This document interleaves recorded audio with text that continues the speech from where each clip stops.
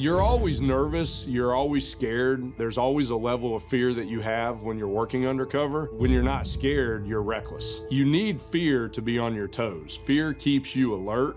Fear makes you be aware of your surroundings. It's not a fear where it's debilitating fear.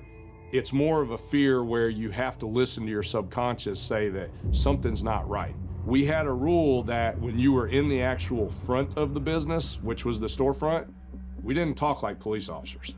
We talked like bad guys. So when we were up there playing pool, we were shooting the bull like we were just bad guys hanging out at a pool club.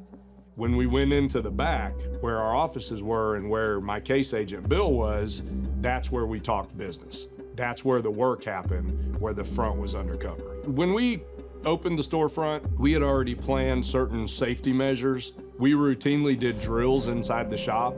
There was areas where if this happened, if a bad guy comes in and pulls a gun on me in the front of the shop, then I knew where I was supposed to go hide while Bill and the other cover team comes in to save me. We did a lot of drills. One, for example, and I don't mind sharing this, right behind where I stayed most of the time, we had a glass counter. That's where I would sit, and beside me, we had a refrigerator. And that refrigerator was in a corner of two walls in a 90-degree corner, and we had the refrigerator pushed far enough away from the wall that me and one other person, being the tattoo artist, we could fit between the wall and the refrigerator.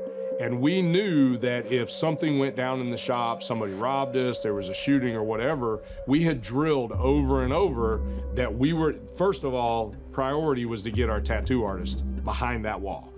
Second was to get me behind that wall. So if it went down, we would get behind that refrigerator and we were protected from all angles if gunfire came out. There was drills that we did that if I was in one of my deal rooms, if something happened there, this is what I would do. We put different measures in place throughout the shop that we trained regularly. We trained so that we knew how to react. It becomes second nature. Training, the more you train, the easier it is to react.